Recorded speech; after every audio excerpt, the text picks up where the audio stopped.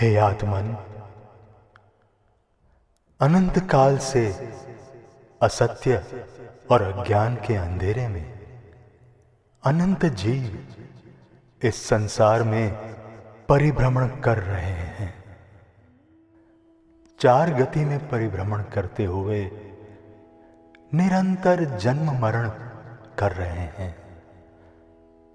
परंतु संसार के इन अनंत जीवों में जब किसी भव्य जीव को सद्गुरु के परम योग से सत्य की दिशा प्राप्त होती है, अंतर्दृष्टि उजागर होती है, तब प्रारंभ होती है एक यात्रा, जन्म मरण से मुक्ति के पुरुषार्थ की आत्म यात्रा। आज ज्ञात हो रहा है, नम्र मुनि के परम योग से सत्य की दिशा पाकर नौ भव्य जीव सुसज्ज हो रहे हैं, मुक्ति के पुरुषार्थ की यात्रा पर प्रयाण करने। जम्बू द्वीप के भरत क्षेत्र की भारत भूमि के गिरनार क्षेत्र से नौ आत्मा प्रारंभ कर रहे हैं अपने आत्म कल्याण की यात्रा, आत्म यात्रा। त्याग से वैराग्य और वैराग्य से वितराग की अनन्य यात्रा, संसार से संयम और संयम से सिद्धत्व की पावन यात्रा, पामर से पावन और पावन से परमात्मा बनने की परम यात्रा, अभयदान से आत्म कल्याण और आत्म कल्याण से मोक्ष प्राप्ति की मंगल यात्रा, आत्म यात्रा।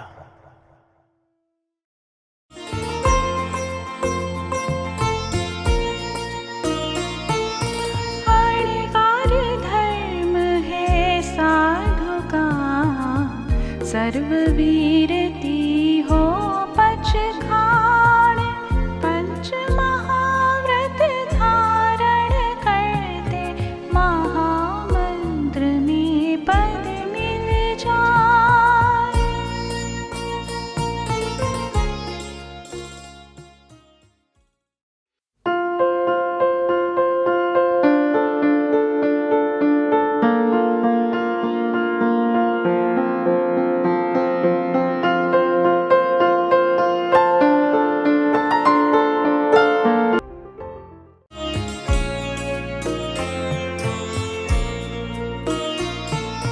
सर्वजीव मम जीव सम, अहिंसा धर्म महान, राग द्वेष को जीत कर ही आत्म परमात्मा होया।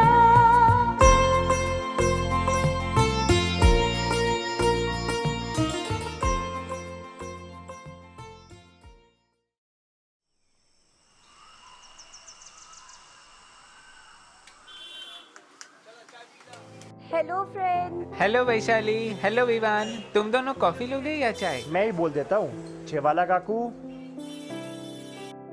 यह क्या वैशाली, यहाँ भी स्क्रिप्ट लेकर आ गई? हाँ श्रद्धा, अब शो को ज्यादा वक्त नहीं रहा ना, सुनो बंधुओं, आज तुम्हें रोमांचक कथा सुनाते हैं। लो, ये तो तैयार ही रहता है। Ever ready. यस श्रद्धा, सबकी बैटरी चार्ज कर देता है, इस कॉफी की तरह। ओए!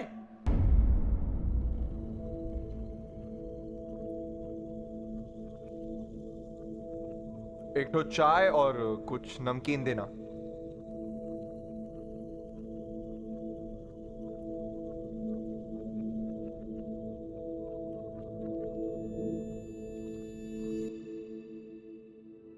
सुनो बंधुओं, आज तुम्हें रोमांचक कथा सुनाते हैं।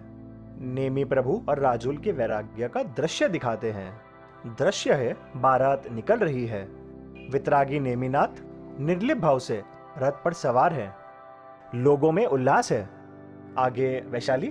सुनिए, आगे बढ़े तो देखा कांटों की है बाढ़ लगी। नाना पशुगण बंधे वहाँ, क्रंदन एवं चित्कार मची। पूछा जब तो कहाँ इन्हें म्लेच्छ भोजन हेतु बनवाते हैं। सुनो बंधुओं, आज तुम्हें एक रोमांचक कथा सुनाते हैं। दृश्य करुण देखा नेमी ने, उनका मन चित्कार उठा। मेरे ब्याह हेतु इन पशुओं के वध का कैसा स्वांग आहा। दया भाव युक्त नेमी बोले, अभी मुक्त करवाते हैं। सुनो बंधुओं, आज तुम्हें एक रोमांचक कथा सुनाते हैं। वाह, और उसके बाद नेमिनाथ जी शादी किए बिना वहां से लौट गए। एक बात मुझे बताओ, नेमिनाथ जी तो राजुल से शादी करने जा रहे थे, फिर सिर्फ प्राणियों की बात सुनकर वापस लौट गए। सिर्फ प्राणियों की हिंसा की बात नहीं, असल बात मांसाहार की है। मेरे दोस्त, हमें अपने स्वाद के लिए किसी भी प्राणी की हिंसा करने का अधिकार नहीं। अभी तक दिव्या नहीं पहुंची? आती ही होगी, उसका सत्संग पूरा होते ही पहुंच जाएगी। नहीं, उसकी एंगेजमेंट हुई है तो। सब तुम्हारी तरह नहीं होते, समझी? ठीक है बाबा। वैसे उसका पति कौन है, कैसा है, किसी को मालूम है क्या? नहीं, तुम ही पूछ लेना। अच्छा ही होगा। दिव्या का स्वभाव बहुत ही शांत है और वह धर्म कर्म में भी मानती है। कई चीजों में तो वह बहुत ही पर्टिकुलर है। वो कैसे? एक बार किसी ने उसे कॉफी हाउस इनवाइट किया था एंड उसने तुरंत ही मना कर दिया। You know why? बिकॉज वहाँ नॉन वेज भी सर्व होता था and Divya is totally against हिंसा। उसे तो किसी को मानसिक तकलीफ देना या ऊंची आवाज में बात करना वो भी बर्दाश्त नहीं। उसके लिए तो किसी को हर्ट करना या इंसल्ट करना वो भी एक तरीके की हिंसा ही है। ओके। बड़े उच्च विचार है।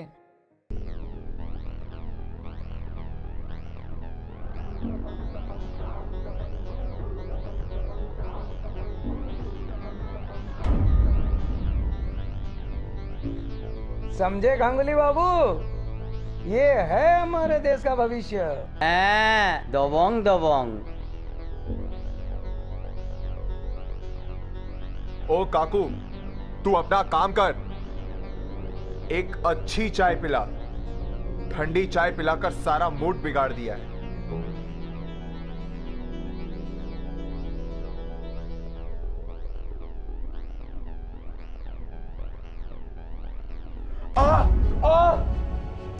अबे छेवाले, तेरी आंखें फूटी हुई है क्या? दिखता नहीं है?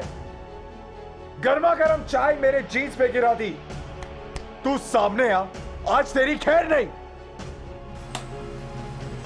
एक तो पहले ठंडी चाय दी, उसके बाद गर्मा गर्म चाय मेरे जीन्स पे गिरा दी। माफ कर दो, वैसे गलती हमारी नहीं, ये तो तुमने भान ठीक से पकड़ा नहीं। ओ, मेरी गलती? अरे एक तो पहले चोरी, ऊपर से सीना चोरी। 2 कौड़ी का चाय वाला मुझसे बहस करता है। तूने मुझे समझ के क्या रखा है? अरे छेवाले, कैसे लल्लू पा रखे यार तुमने। एक बोना तक टीचर नहीं पकड़ाता था। अरे बाबू, तुमने भी तो नमकीन और जलेबी लिए थे, बिना खाए ही बिखेर दिए। अन्न का ऐसा अपमान। तो क्या हुआ? देखो कितने कीड़ी मकोड़े जमा हो गए। ऊपर से मेरा जलेबी भी गिरा दिया। दिखता तो हट्टा कट्टा है, तो फिर भी। ए खोका बाबू, ये सब ध्यान से उठा लो, नहीं तो सारे कीड़ी मकोड़े पैर के नीचे आके मर जाएंगे। समझे बाबू? तो मर जाने दो। इन कीड़ी मकोड़ों का जीवन इतना ही होता है, वे सब ऐसे ही मर जाते हैं।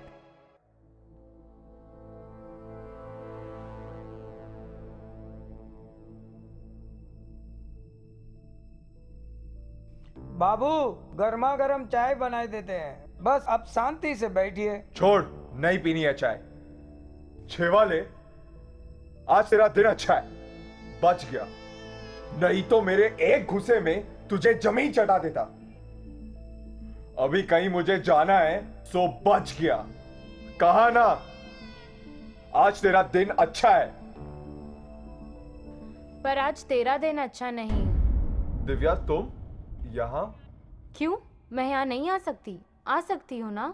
हाँ, किंतु आज, अभी। हाँ, आज और अभी। आज ही नहीं आती तो तुम्हारे असली रूप को कैसे देख पाती? मैंने तो तुम पर विश्वास किया, तुम्हारी बातों पर विश्वास किया। जब तुम पहली बार मेरे साथ असारी आए थे, जहाँ बेजुबान बीमार प्राणियों की सेवा होती है, तो मुझे भी लगा कि तुम्हें भी इन प्राणियों से प्रेम है, दया है, केयर है। I thought I'm lucky, but I was wrong. आज मैं समझी कि कोई कितना बड़ा बहरूपिया हो सकता है। यह तो परमात्मा की कृपा है कि शादी से पहले ही यह बात मुझे पता चल गई। आज मैं समझी कि तुम बात बात पर क्यों गुस्सा हो जाते थे। छोटी छोटी बातों पर गुस्सा होना, बेवजह विवाद करना, यह तो तुम्हारा स्वभाव है। कहते हैं ना कि जैसा हो अन्न वैसा हो मन। कितनी भी छिपाने की कोशिश कर लो, आखिर में सच्चाई सामने आ ही गई।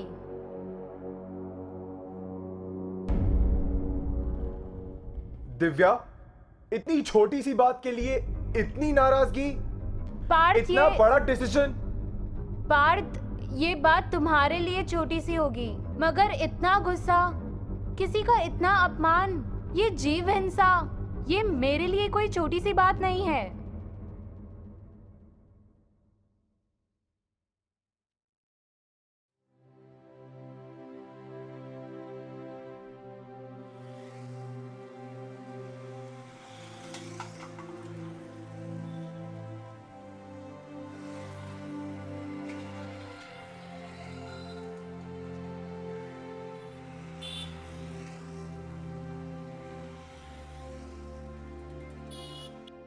Don't worry Divya. मैं जानती हूँ कि पार्थ भी इससे बहुत अपसेट होगा। बस प्रभु से यही प्रार्थना करती हूँ कि मेरे इस कृत्य से उससे सही मार्ग मिले। प्रभु से यही प्रार्थना। मुझे क्षमा कर देना प्रभु। दुखी मत हो दिव्या, तुमने जो किया सही किया। हाँ दिव्या, तुम बहुत ही हिम्मत वाली और समझदार हो। We all appreciate your decision of उत्तम निर्णय। In fact, I pray and I wish कि हम सब में तुम्हारे तरह अहिंसा और जीव दया के भाव आए।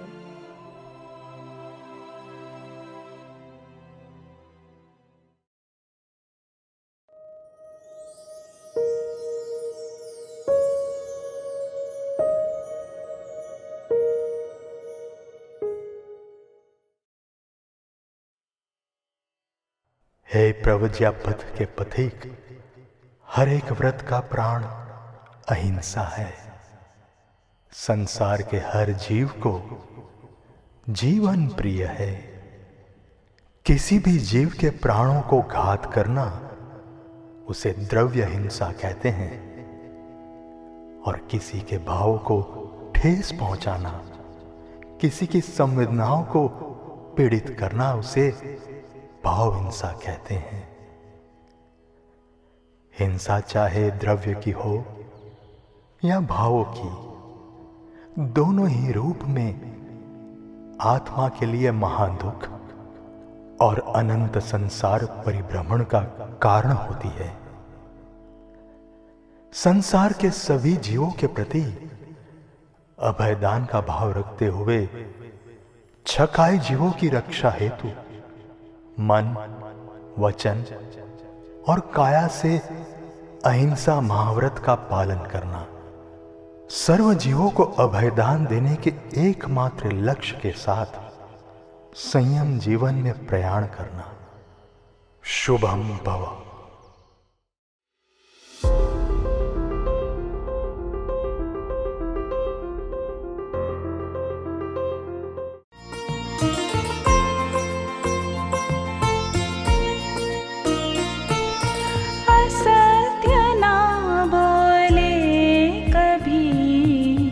सदा सत्य की राह चले, प्रतिकूलता में ना डिगे कभी, सो ही वितरागी होए।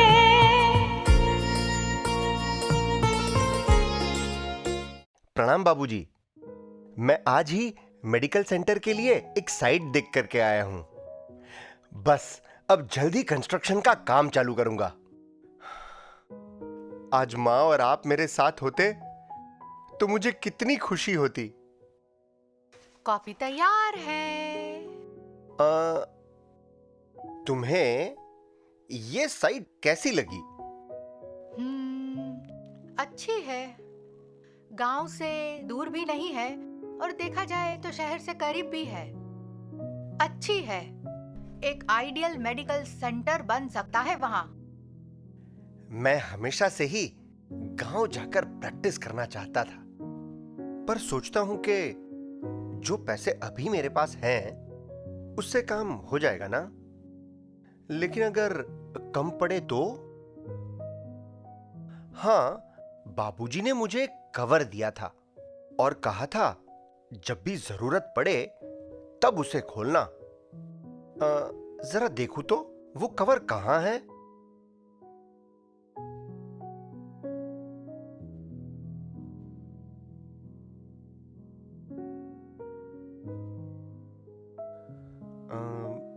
देखूं क्या है इसमें।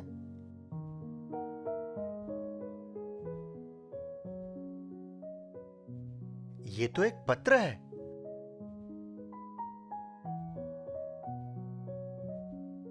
सुशांत, मेरे काबिल बेटे, जब तुम इस पत्र को पढ़ रहे होगे तब मैं नहीं होऊंगा, पर मुझे खुशी है कि तुम अब आत्मनिर्भर हो। हाँ, इस पत्र के साथ एक और छोटा सा कवर है। उसमें एक रुक्का है, सेठ रायचंद जी के नाम। असल में कुछ समय पहले मैंने सेठ रायचंद जी को 5 कीमती हीरे दिए हुए हैं, मेरे जीवन भर की पूंजी। उन्होंने वादा किया है कि इस रुके को जब भी आप या आपका बेटा सुशांत लाएगा, मैं वो 5 हीरे सौंप दूंगा। सेठ रायचंद जी एक भले आदमी हैं। बेटे, अगर कभी पैसों की जरूरत आ पड़े तो निसंकोच होकर ये रुक्का और पत्र उन्हें दिखलाना। वे तुम्हें हमारी अमानत लौटा देंगे।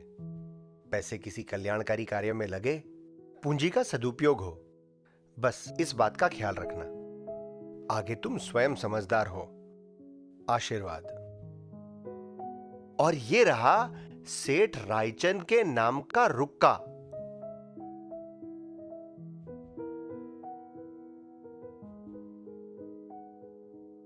ये सेठ रायचंद यानी हमारे सामने वाले फ्लैट के ओनर, जिन्हें मैं और हम लोग सब चाचा जी कहकर पुकारते हैं।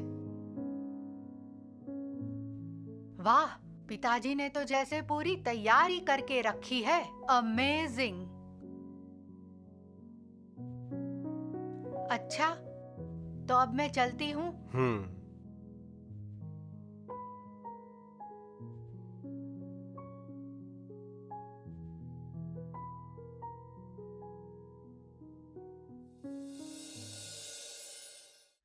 आज जब मैंने सुशांत को उसके फ्लैट की चाबी लौटाई, तभी मुझे उसके पिताजी की दी हुई अमानत का ख्याल आया। उन 5 नायाब हीरों में से मैंने सिर्फ एक हीरा निकाल के बेचा है, और देखो सभी प्रॉब्लम सॉल्व। चाचा जी, अरे चाचा जी। हाँ बोलो सुशांत, कुछ काम था क्या? मेरे पिताजी ने हमेशा कहा है कि सेठ रायचंद पर यानी आप पर पूरा भरोसा किया जा सकता है, और इसलिए तो जब जब हमें जरूरत पड़ी तब तब हमारी अमानत आप ही को सौंपी है। और मैंने भी अपने कर्तव्य का हमेशा पालन किया है। चाचा जी, मेरे पिताजी ने आपको एक बॉक्स दिया है जिसमें के 5 कीमती हीरे थे, और कहा था कि जब भी हम में से कोई ये रुक्का लेकर आपके पास आएगा तब आप वो बॉक्स जिसमें के 5 हीरे हैं लौटा देंगे। ये देखिए वो रुक्का और पत्र जिसमें के आपके अंगूठे का निशान भी है। ये क्या बकवास है? तुम्हारे सदगत पिताजी ने ऐसा कोई बॉक्स और तुम जो कह रहे हो ऐसा कोई हीरो का कवर मुझे नहीं दिया है। सो ये झूठा चिट्ठा अपने पास रखो और मुझे माफ करो। आओ मेरे साथ, थोड़ा टहल लो, दिमाग भी दुरुस्त रहेगा और सेहत भी अच्छी रहेगी। चाचा जी, सेहत अच्छी रहे ये तो अच्छी बात है, लेकिन अगर किसी का मन खराब हो जाए तो उसके लिए क्या करना चाहिए? उसके लिए तुम कहना क्या चाहते हो? मन भी तो एक बॉक्स की तरह ही है, उसमें भी 5 हीरे हैं। अगर किसी एक में विकार आ जाए, जीवन जहर बन जाता है। सेठ रायचंद जी, मेरे पिताजी की दी हुई अमानत, वो 5 हीरे सीधे सीधे मुझे लौटा दीजिए। भलाई का तो जमाना ही नहीं रहा। मैंने कहा ना एक बार, मेरे पास ना ही कोई बॉक्स है और ना ही कोई हीरे। क्या सबूत है तुम्हारे पास? सबूत? ठीक है चाचा जी, जैसी आपकी मर्जी।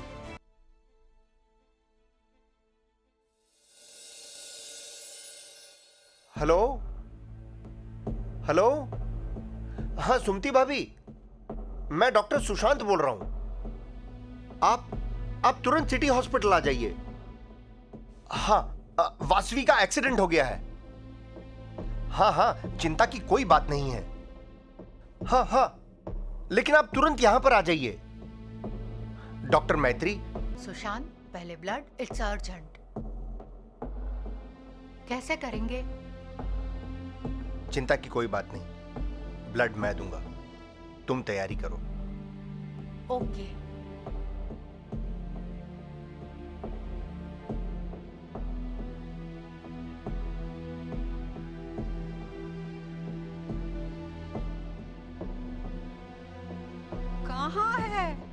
कहाँ है मेरी बेटी?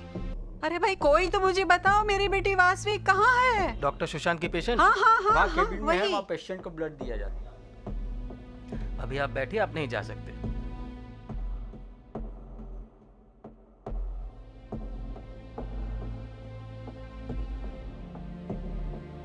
सुशांत, ये क्या हुआ?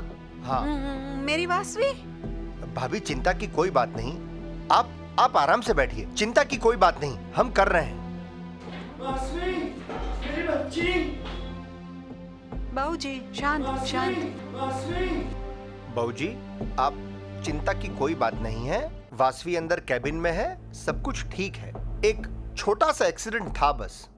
छोटा सा एक्सीडेंट बस? अरे यहाँ हम सबकी जान निकली जा रही है और तुम कह रहे हो छोटा सा एक्सीडेंट? तुम डॉक्टर लोग को तो ऑपरेशन कर करके निष्ठुर हो गए हो। वासवी मेरी बेटी है, तुम लोगों के लिए भले वो पेशेंट है। चाचा जी आप शांत हो जाइए, आप शांत हो जाइए, आप बैठिए। वाह, तो ये साहब है तुम्हारे चाचा जी। मिस्टर चाचा जी, ये जिसको आप सुना रहे हैं, अपनी जान से भी ज्यादा संभाल कर रखा है आपकी लाडली वासवी को। मैत्री। मुझे कहने दो सुशांत, तुम खुद से तो कुछ कहोगे नहीं। तुम्हारी अपनी मिल्कियत के 5 करोड़ के हीरे हड़प कर डकार भी न लेने वाले इस अमानुष को कम से कम मैं तो कभी माफ नहीं करूंगी। ये सुशांत साहब एक आदर्श डॉक्टर जो ठहरे, उन्होंने न सिर्फ ट्रीटमेंट की, अपना ब्लड भी दिया और वासवी की जान बच गई। चाचा जी,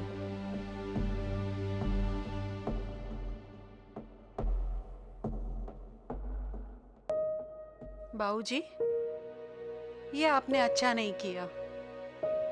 वासवी के पिताजी आप पे कितना विश्वास करते थे, आपने उनके बारे में भी नहीं सोचा। आपने न किसी की अमानत को हड़पने का पाप किया, बल्कि हमें भी उसका हिस्सेदार बना दिया। बच्चों को भी नहीं छोड़ा। तुम्हारा, पूरे परिवार का, आप सबका मैं गुनहगार हूं। सुशांत, तुमने मेरी बेटी की जान बचाई और मैं तुम्हें ही गलत कह रहा था। तुम्हारे सत्य के आगे मैं नतमस्तक हूं। तुमने सही कहा था, मेरी आंखों के सामने असत्य का पर्दा पड़ा हुआ है और तुम्हारे उजले सत्य ने उसे उजागर कर दिया है। मैंने बहुत बड़ा विश्वासघात किया है। मैं तुम्हारी अमानत लौटाने के लिए तैयार हूं। बस करिए चाचा जी, बस करिए। मैंने बहुत बड़ा विश्वासघात किया है। चाचा जी, याद है आप ही ने एक बार कहा था मैं भी तो आपके विवेक की तरह ही हूं। फिर शांत हो जाइए। क्या आप अपनी लाडली वासवी को इस तरह से रोते हुए मिलेंगे? वासवी कहाँ है मेरी बेटी वासवी? वासवी, वासवी, मेरी बच्ची वासवी, मेरी बच्ची।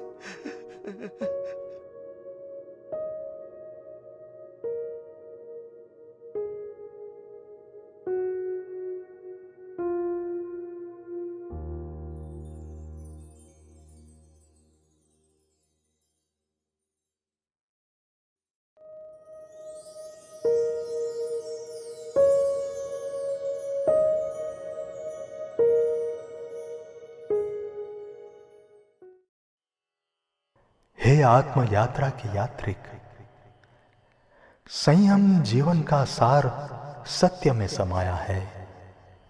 सत्य शाश्वत होता है, सत्य ही पूजनीय है, सत्य ही वंदनीय है, सत्य ही स्वयं भगवान है।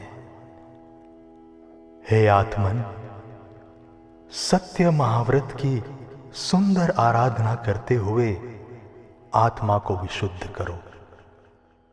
आप अरिहंत पद की प्राप्ति करो। संयम जीवन का प्रारंभ करो। मंगलम भव।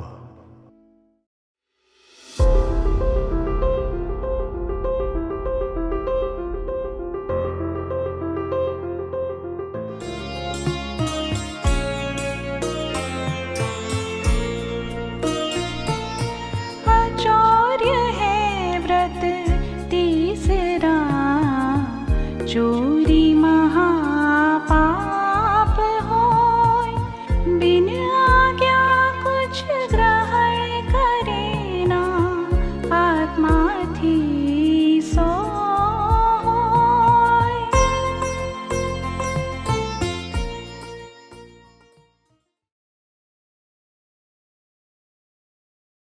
नमस्कार दोस्तों, आज मैं आपको एक ईमानदार बालक नंदू की कहानी सुनाता हूँ।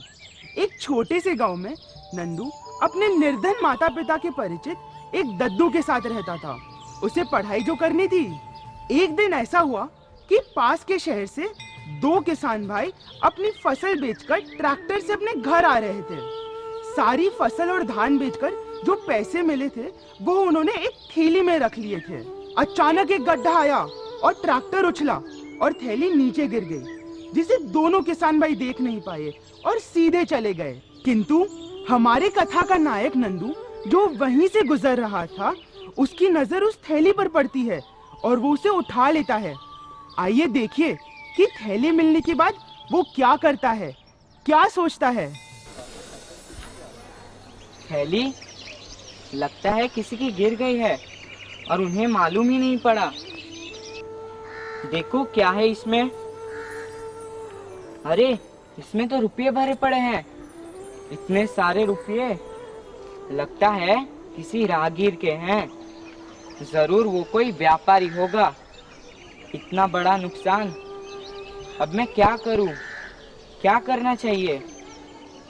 मुझे पैसे लौटाने होंगे, पर इसे मैं कैसे लौटा पाऊंगा?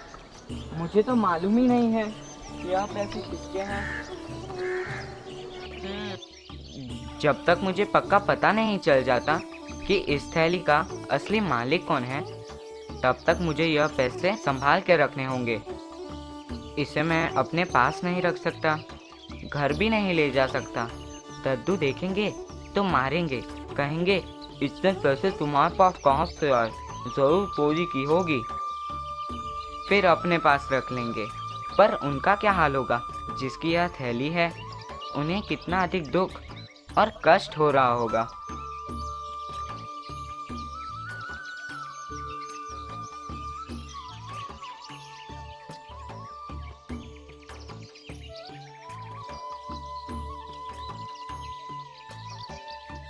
मन ही मन सोचता नंदू अपने घर पहुंच जाता है और थैली छुपाने का कोई और उपाय नहीं सोचता, तो वो थैली को अपने स्कूल के बस्ते में छुपा देता है।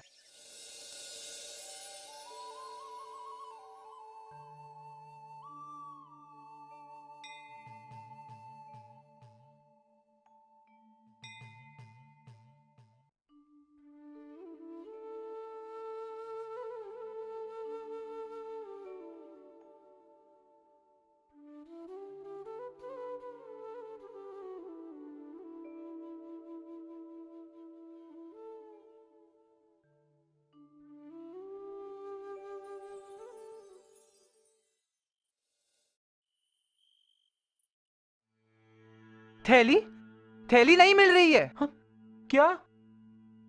अरे भाई, ये क्या हो गया? पूरे साल की कमाई थैली में भरी थी, रात की यात्रा में कहाँ गिरी होगी कैसे पता चलेगा? किसी को मिली भी होगी तो कोई बताएगा भी नहीं। अरे भाई, भोर में तो मैंने टटोला था, तब तक सलामत थी। शायद उसके बाद ही कहीं गिरी है। मुझे लगता है वहीं गिरी होगी जहाँ पक्का रास्ता पूरा होता है और जहाँ से हम अपने गांव के लिए मुड़ जाते हैं। हाँ हाँ, चल भाई जल्दी चल, हम वहीं चलते हैं। शायद अभी वो किसी के हाथ नहीं लगी होगी। हाँ हाँ चलो।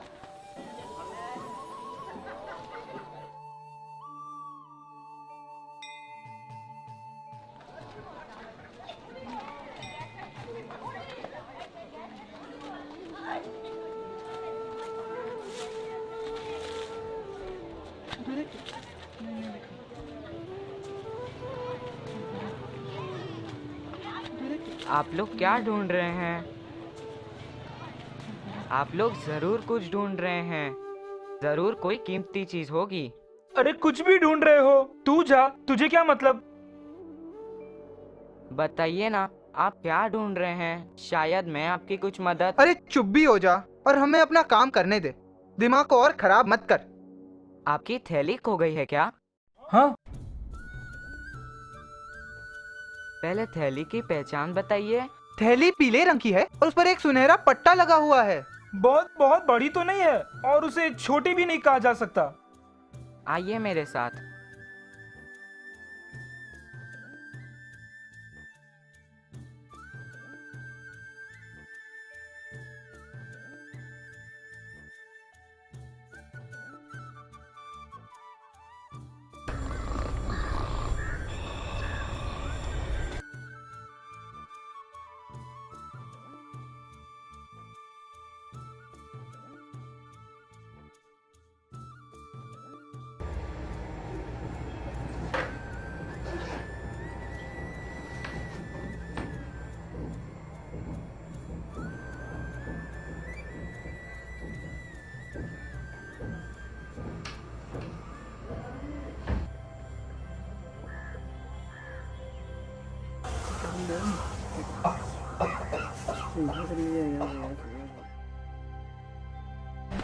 कहाँ रहेगा?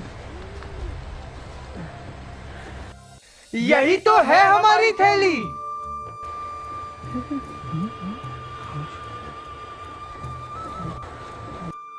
क्या नाम है तुम्हारा? नंदू। ये लो नंदू, मेरे भाई, इसे रख लो। नहीं, इसे मैं नहीं ले सकता, यह तो मेरा कर्तव्य था। अरे रख लो, पैसा बहुत बड़ी चीज है, ना मत करो। मुझे पता है, पर पैसे मैं अपनी मेहनत से कमाऊंगा। अच्छा ये बताओ, तुम पढ़ते हो? पढ़ना तो जरूरी है। अरे वाह, बहुत अच्छी बात है। अच्छा पढ़ते हो? कौन सी स्कूल में? सरस्वती विश्वविद्यालय।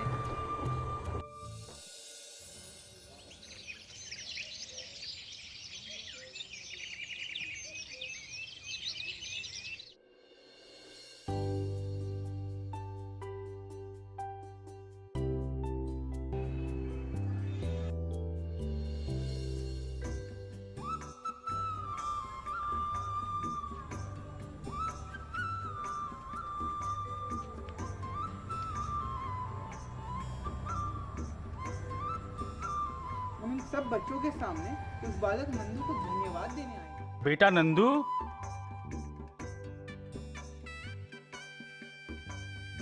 शाबाश नंदू, तुमने बड़ा नेक और ईमानदारी का काम किया है। किंतु एक बात मुझे बताओ, पैसों से भरी थैली के बारे में तुमने अपने माता पिता को बताया? गुरुजी, मेरे माता पिता निर्धन है और मैं यहाँ अपने माता पिता के परिचित दद्दू के पास रहता हूँ और पढ़ाई कर रहा हूँ। दद्दू का स्वभाव थोड़ा अलग सा है। रुपयों की थैली देखकर शायद उनका मन बदल जाता तो हो सकता कि वो थैली लौटाने नहीं देते और यह दोनों भाई बहुत निराश हो जाते। इन्हें बड़ा नुकसान हो जाता।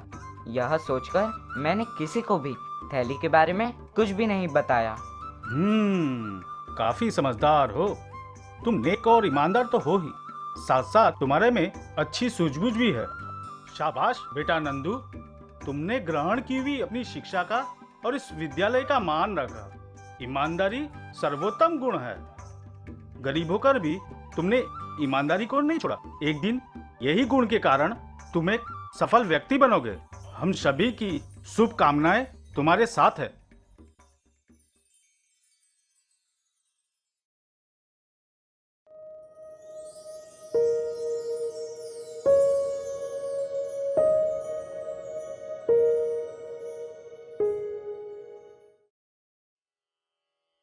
हे देवानुप्रिय, अचौर्य आत्मा का गुण धर्म है।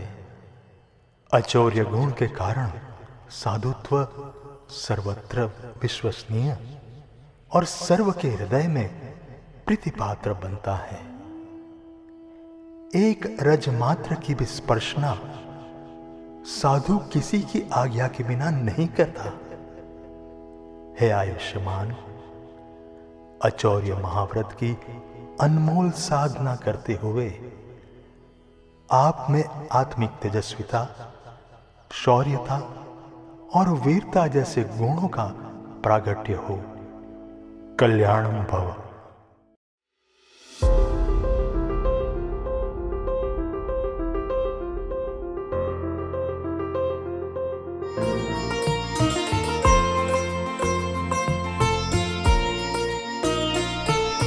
ब्रह्मचर्य है व्रत चतुर्थ, सभी व्रतों का है ये मूल।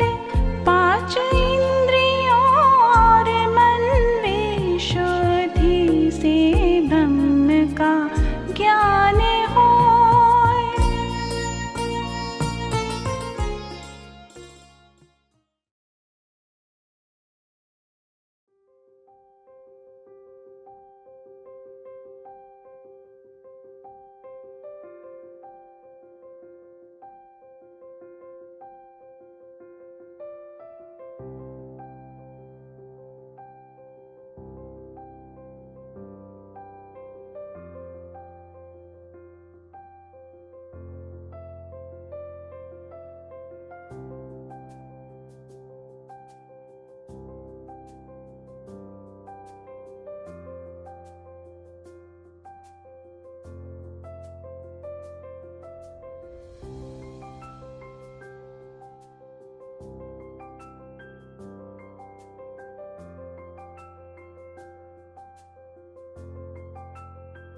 रंजीत बाबू, थोड़ा बैठिए, अभी निकाल देता है।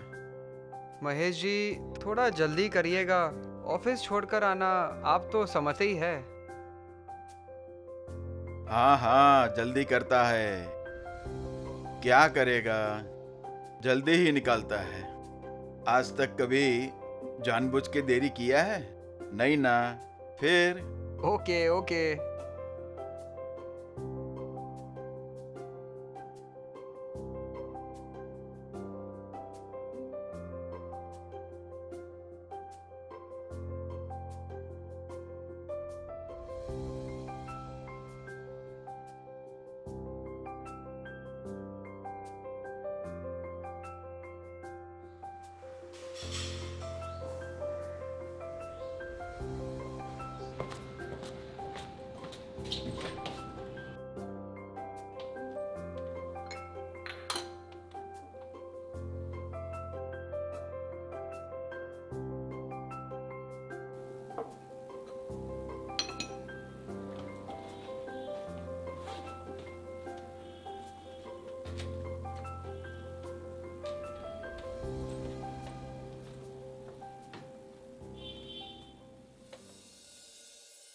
आज महेश बाबू ने मुझे 20,000 एक्स्ट्रा दे दिए।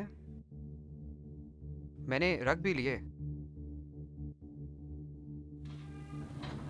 क्या ये मैंने सही किया? खैर, वो सब बाद में सोचता हूँ। पहले ये पैसे ऑफिस कैश में जमा करा दूँ।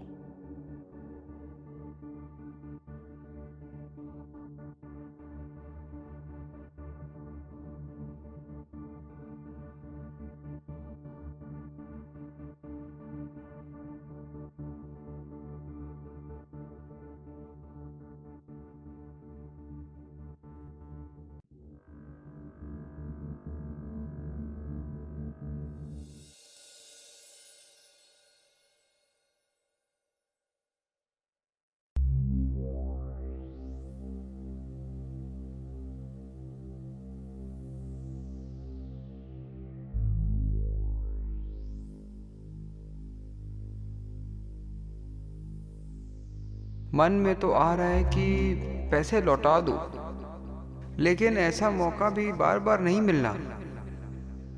पैसे मैं रख भी लूं तो इसमें गलत क्या है? मैंने कोई चोरी तो नहीं की। ये पैसे खुद चल कर ही तो मेरे पास आए हैं, जैसे कोई लॉटरी लगी हो, ठीक वैसे ही। मुझे ये पैसे रख लेने चाहिए। शादी का ये 10वां साल है, 10th मैरिज एनिवर्सरी। शालिनी भी कह रही थी कहीं घूमने चलते हैं। पैसे की प्रॉब्लम तो हमेशा से रही है, सो कई सालों से घूमना फिरना भी नहीं हुआ। कहाँ जाने को कह रही थी शालिनी? कह रही थी राजगीर चलते हैं। घूमने का घूमना हो जाएगा और दर्शन के दर्शन। मुझे भी यही समझ में आ रहा है, घूमना फिरना आखिर किसे अच्छा नहीं लगता। अरे ये मैं क्या सोचने लग गया? ऐसे मन तो बहुत कुछ करने को कहता है, लेकिन इंसान के अंदर सिर्फ दिमाग ही तो नहीं, दिल और अंतरात्मा भी होती है। रह रह कर मुझे अंदर से एहसास हो रहा है कि किसी की गलती से फायदा नहीं उठाना चाहिए। ठीक है, बहुत से ऐसे लोग भी हैं जो ऐसा फायदा उठाते हैं और बेईमान ना होने का ढोंग भी करते हैं। होते होंगे ऐसे लोग, पर मुझे क्या?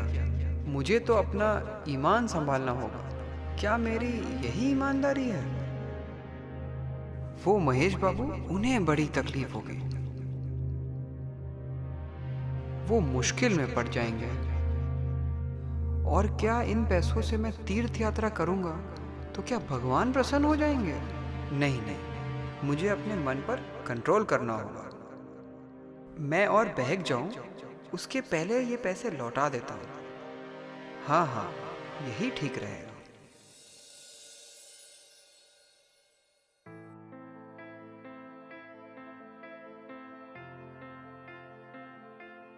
कहिए रंजीत बाबू, क्या बात है?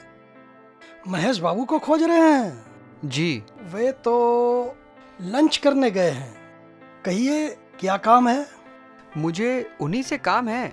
वे कब तक लौटेंगे? रोज तो मैं पहले खाना खाने जाता हूँ, आज वो निकल गए हैं। शायद परेशान थे, सो मैंने पूछा नहीं, आते ही होंगे। अच्छा।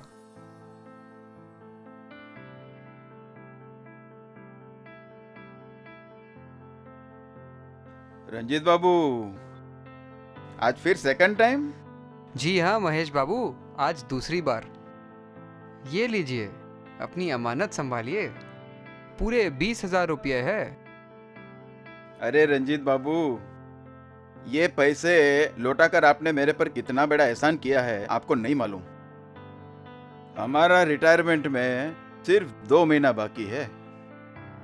हमारा 32 साल का सर्विस में आज तक हमसे गड़बड़ी नहीं हुआ। बड़ा बाबू ने हमेशा हमारे वर्क को एप्रिसिएट किया है। हम ऑलवेज मिस्टर क्लीन रहा हूं। आज हमसे मिस्टेक हो गया। वैसे आज टिफिन के बाद का टोटल मिल ही नहीं रहा था। वैसे आज ट्रांजैक्शन भी कुछ ज्यादा ही हुआ था। ये बात अभी हम बड़ा बाबू को जाके कहने ही वाला था, तब तक आप फरिश्ते की माफी खाकर हमारा क्राइसिस को टाल दिया। Thank you, thank you Ranjit dada, आपका बहुत बहुत धन्यवाद। हमारी तरफ से बच्चों के लिए घर मिठाई लेके जाइएगा। देखिए, मना मत कीजिएगा। महेश बाबू, दादा, आभारी तो मैं हूँ आपका, और मिठाई भी आज मैं ही सबको खिलाऊंगा। अरे रंजीत बाबू, आप किस लिए थैंक यू कह रहे हैं? और मिठाई किस खुशी में खिला रहे हैं रंजीत बाबू? आभार इस बात का है कि 20,000 के चक्कर में मुझे आत्म मूल्यांकन करने का अवसर मिला। महेश बाबू, यदि आपसे ये गलती ना होती तो ना तो मैं द्वंद्व में फंसता और ना ही उससे निकलकर अपनी लोभ वृत्ति पर काबू पाता। माने तो बड़ा कठिन कार्य था। घंटों के मंथन के बाद ही मैं जीत पाया। इस दुर्लभ अवसर के लिए मैं आपका बहुत बहुत आभारी हूँ।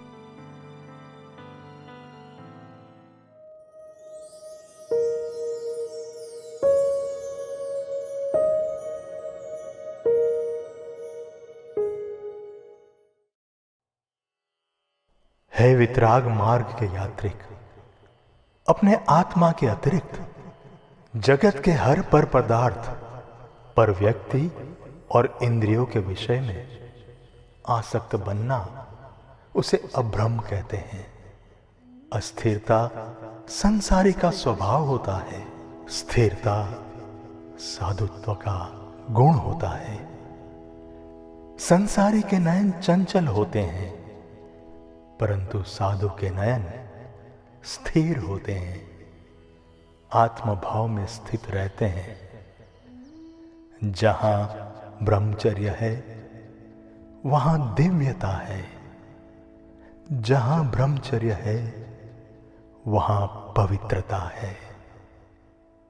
हे आत्मन, इंद्रियों को संयमित करके ब्रह्मचर्य महाव्रत की अजोड़ आराधना के साथ भगवत्ता को प्राप्त करो।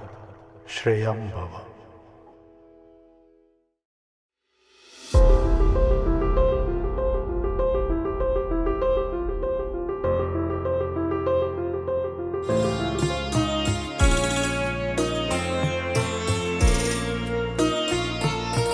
उपधि की अभिलाषा नाही, ममत्व भाव रहित होय।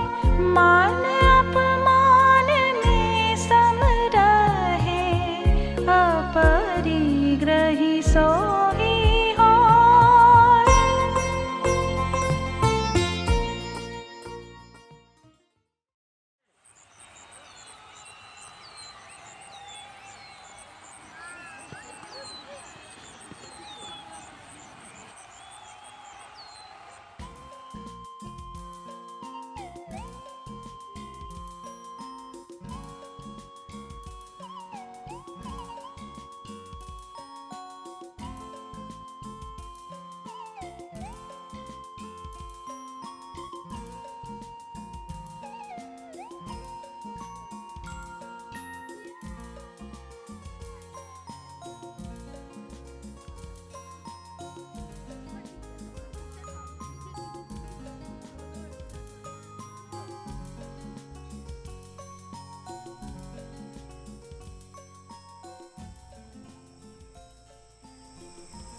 क्या नाम है तुम्हारा?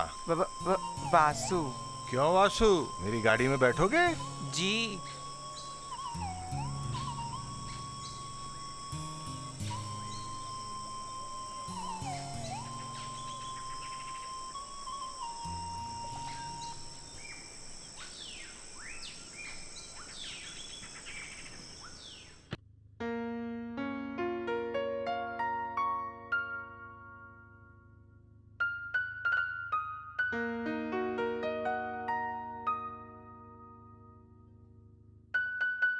साहब, आपकी कार बहुत अच्छी है। यह तो बहुत कीमती होगी ना?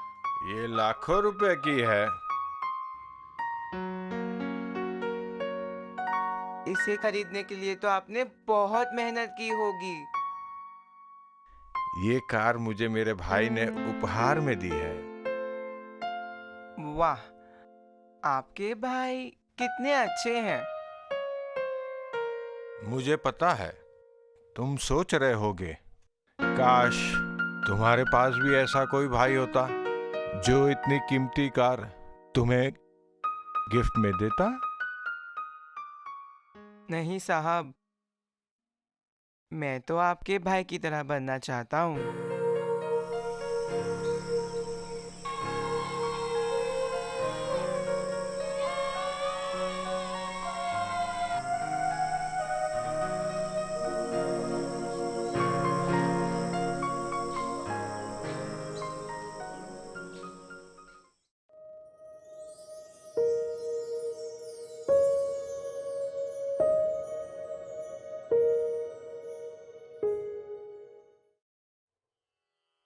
मोक्ष मार्ग के यात्रिक, हे वत्स, अपरिग्रहता साधुत्व की अनमोल समृद्धि होती है। वस्तु, व्यक्ति, मन के विचार, अंतर की भावनाओं के साथ साथ अपनी काया के परिग्रह भाव से भी मुक्त होना, उसे अपरिग्रह कहते हैं। जहां अपरिग्रह है वहां शांति है, समाधि है, निश्चिंतता है। जहां अपरिग्रह है वहीं प्रभुता है। हे आत्मन, अपरिग्रह महाव्रत की मंगल आराधना के साथ प्रभुता की प्राप्ति करो। मंगलम भव।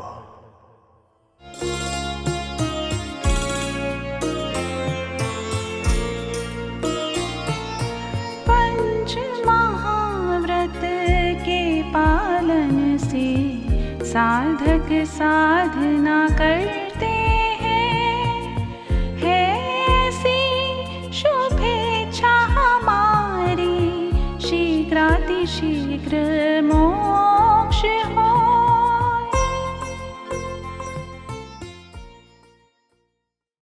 समय नितांत बहता जा रहा है। अनंत जीव जन्म मरण के दुखमय परिभ्रमण के इस समय को व्यर्थ में गंवा रहे हैं। परंतु समय हो गया है अब 9 पुण्यवान आत्माओं के जन्म मरण के परिभ्रमण का अंत करने के पुरुषार्थ का।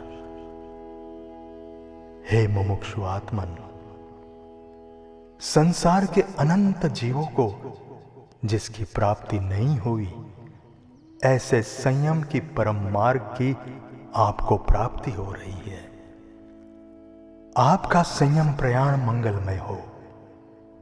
5 महाव्रतों की दीक्षा आपकी आत्मविशुद्धि और आत्मसिद्धि की शिक्षा बनकर आपको भी देहमुक्त सिद्ध पद पर स्थापित करें।